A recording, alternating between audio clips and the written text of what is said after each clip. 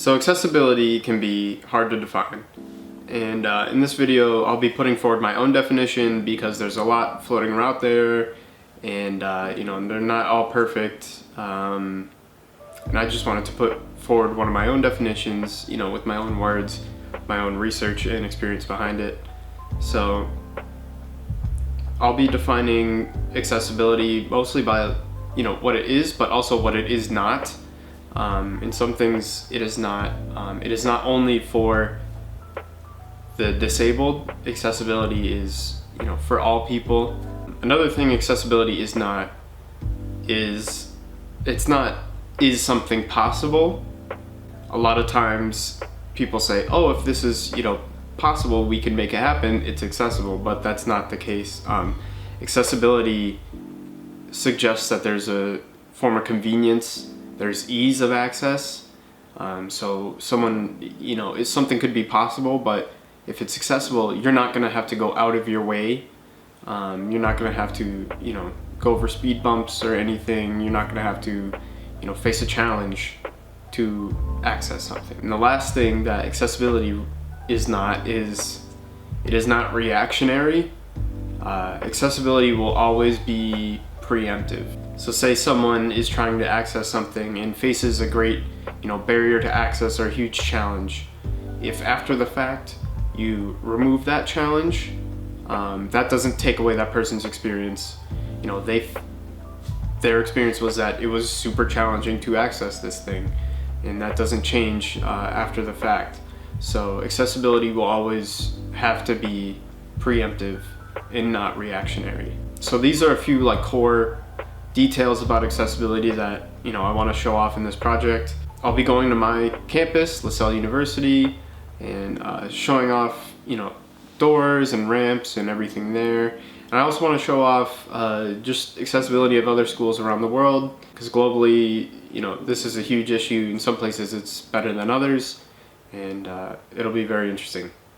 So thank you. In a video by the YouTube channel Chronicle for Higher Education, Cory, Paradis, a student from the University of Virginia, explains that even the oldest buildings can be made accessible. This video inspired me to ask the question, what is the world's oldest college? And even further, is this school accessible? So there are multiple claims, but it seems like the oldest continually operating college is the University of al-Qarawiyyin in Morocco, which was founded in the 9th century.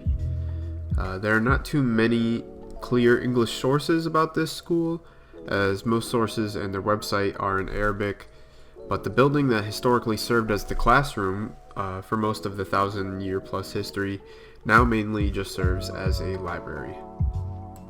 While this answered what the oldest campuses can look like, how were they being made accessible?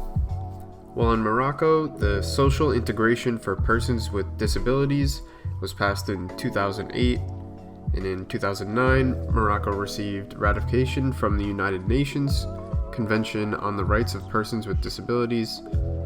So we can see that things have been going in a generally good direction. National policies don't always equate to real-world change though, but they can easily set trends.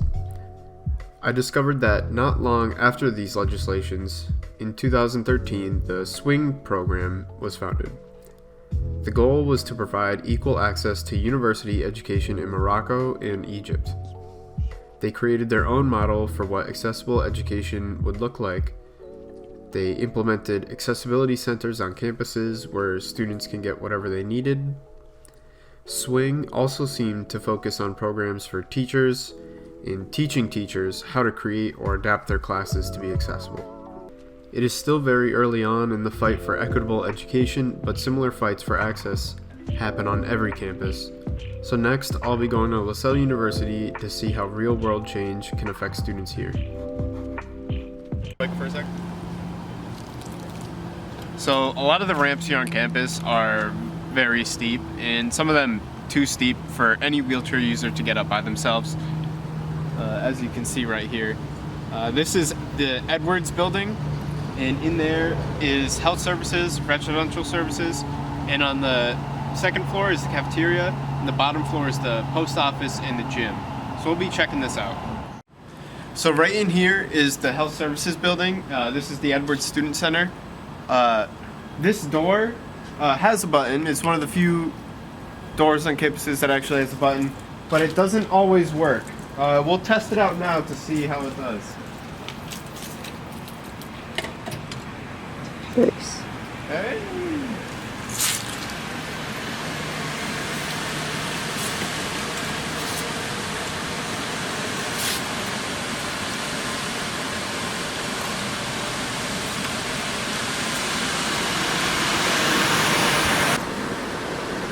The Edwards Student Center might be one of the most important buildings on campus for students, but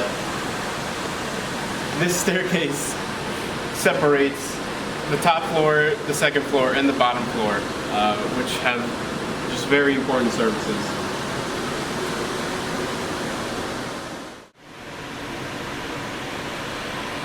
So this is just a small nitpick, but I'd like to point out that the handicap signage on this bathroom does not help me open the door to the bathroom.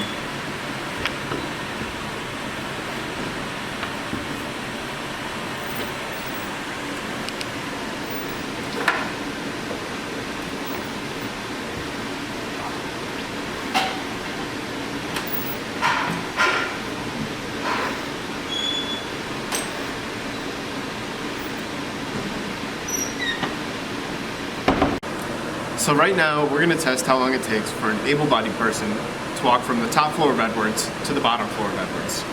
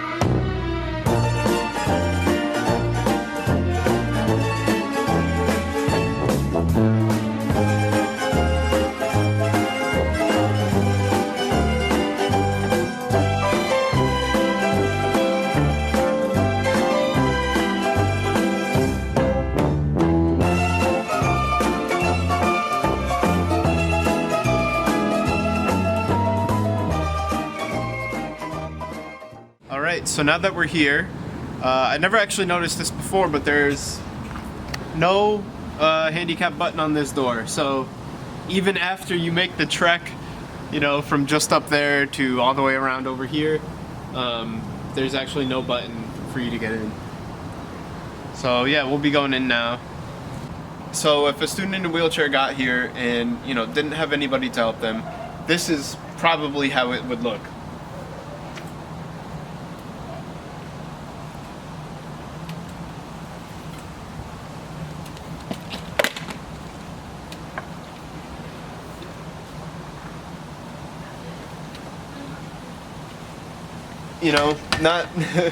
Not easy and probably impossible for most people to open a door while moving their wheelchair like this, especially with the heavier doors on campus.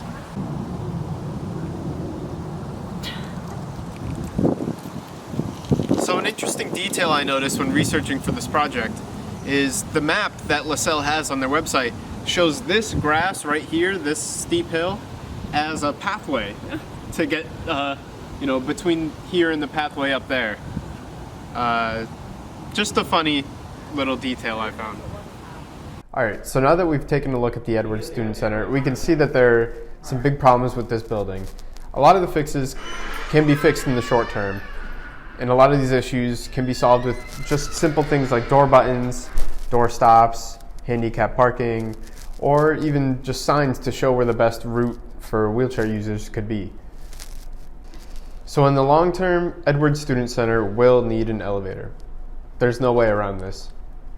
Any student with a physical disability, any student in a wheelchair, or any student who's simply injured will not be able to get around this building. And all students who are physically disabled will be second class to their able-bodied peers.